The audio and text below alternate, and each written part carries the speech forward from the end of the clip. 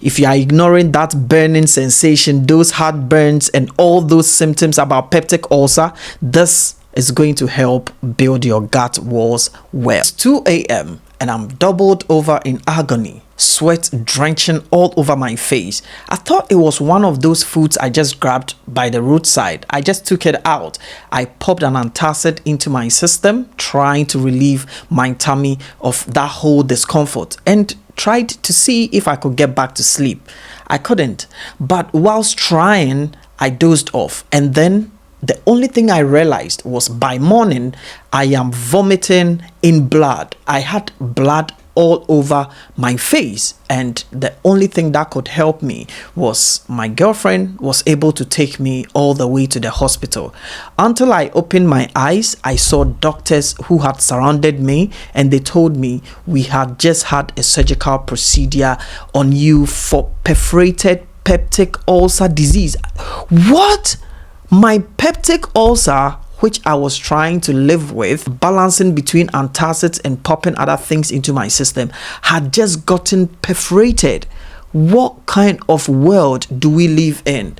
This was the situation of James. Just one wrong move from James, and James could have bled out to death. So James is here today for his post-surgical review.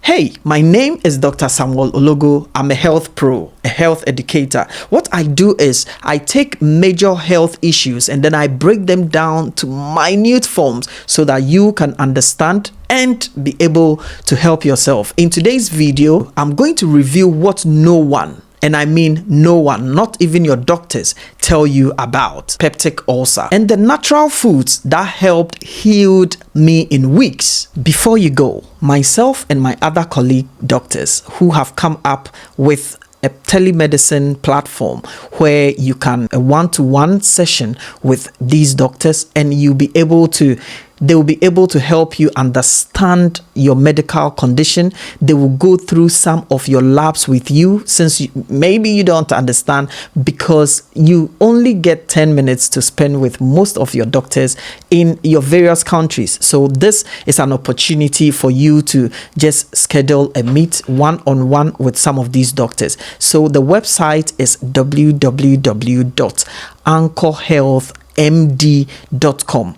Over there, you will see myself and other colleagues who you can schedule a date with, and then you can have an appointment with them, discuss your medical health and everything.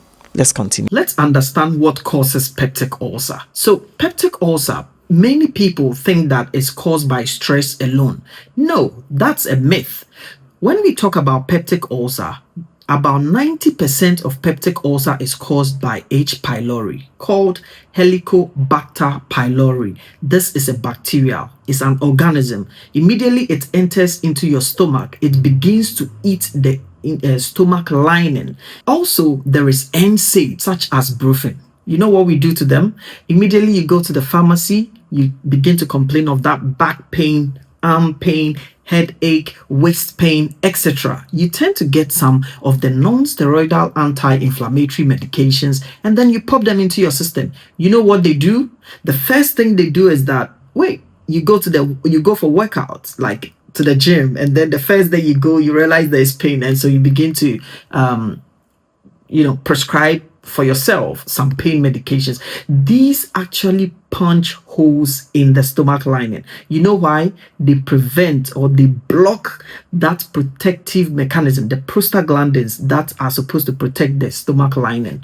They prevent them from working, and so they have more access to the gut, and then they begin to punch holes in them. Coupled with things like smoking, drinking alcohol, a lot of spicy foods, all these are contributory factors, but stick with the H. pylori and the NSAIDs. Sometimes it's really difficult to tell, but immediately you see things like burning sensation around the epigastric area, having bloatedness, you feel nauseous, you are vomiting, and the color of the vomit is sometimes may be coming out as bloody tinge, and you pass to, you see melena color. When I say melena stool, it's actually having a dark, tarry stool. When you see things like that, do not rest. Run to the ER and get yourself some attention from the doctors. Quite a number of people, what they experienced was it started with indigestion after meals.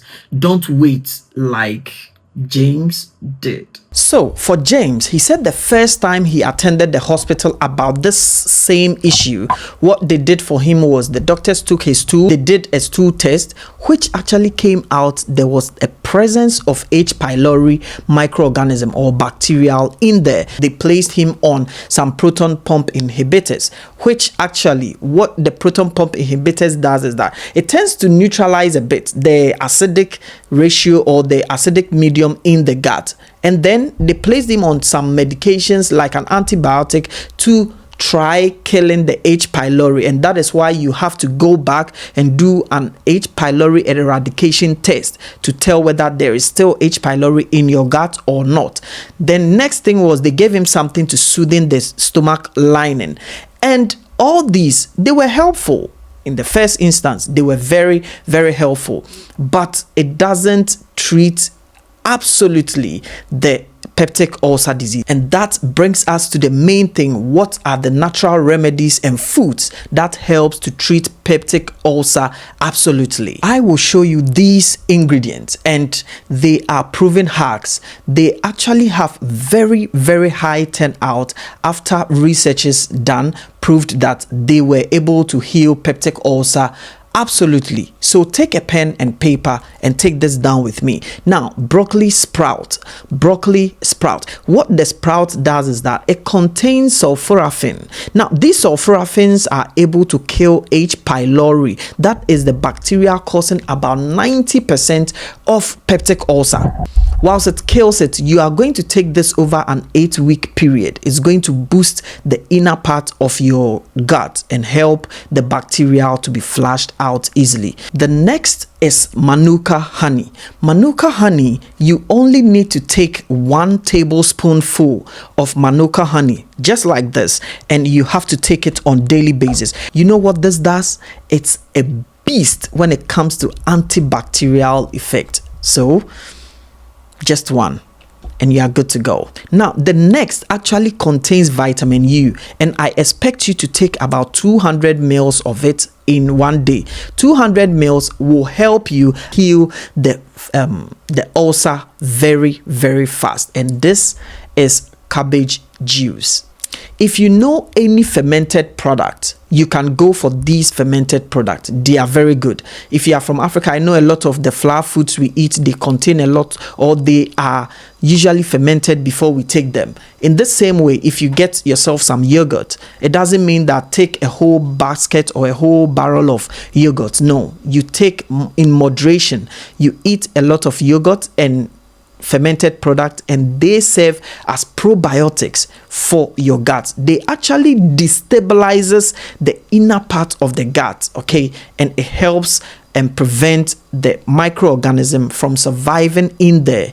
The last one is olive oil. The purpose of the olive oil, I told you, most of the medications are to soothe the stomach lining. The olive oil soothes the stomach lining, preventing the direct contact of this H. pylori on the stomach walls. When you constantly do this, you are assured of a very, very good outcome. Now, I want you to stop doing this completely. Stop smoking, stop taking in coffee and spicy products, especially during the time of this healing process. I know you have enjoyed this particular segment of the video, but I want you to hit like if this actually scared you from the beginning, just like the case of James, and then kindly subscribe if you want to know more about these gut health. This is not going to be the last video on peptic ulcer.